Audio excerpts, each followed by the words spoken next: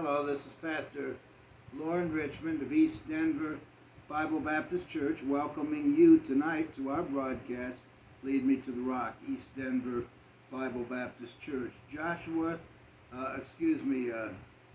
studying the life of Daniel this week. We're talking about Daniel, the grace to stand. We know that he endured persecution. We find that he took a stand right off in the very first chapter of the book.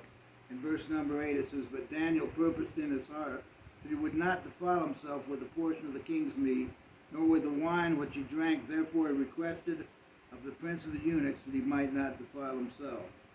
Now, initially it was Daniel. He took the stand, but he had his friends, Hananiah, Mishael, and Azariah, whose names eventually were changed to Shadrach, Meshach, and Abednego. They went along with him. And because of his desire and his decision to stand, they stood as well. And later on, we don't know where Daniel was, but Daniel so impacted their lives that in Daniel chapter 3, when Nebuchadnezzar decides that he's going to get all the people to bow down at the sound of the cornet, flute, harp, sackbut, psaltery, and all kinds of music, all the people of all the nations would bow down and worship the image.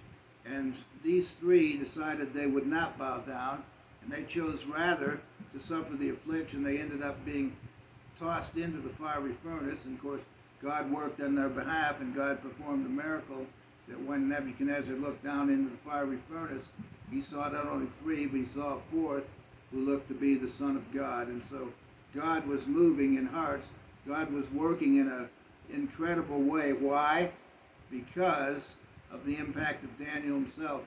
Daniel purposing in his heart, because he had that influence, he caused his three friends to be the same way, and they took it one step further when they were willing to go and die, give their life to not bow down and worship that golden image. And so I would say to you as well, if you will make the decision to go on for God, if you will purpose in your life to be pleasing to Him, no matter what it might cost you, there are others who are going to follow along. There are others who are going to be determined that they're going to serve Jesus as well. I think of the wrestlers that were out on the frozen ice there, and they were going to be burnt to death. Actually, they were exposed, had everything off them, and there were 40 of them. They were out there singing, and one of them finally recanted and came back in, and as soon as he did, one of the soldiers took his place and gave his life as well because of the testimony of those who were willing to make that choice. So I trust that you would determine in your heart that you will purpose to make your life count for God. As a result of your life, your impact, your influence, others will follow and give their lives to Christ as well.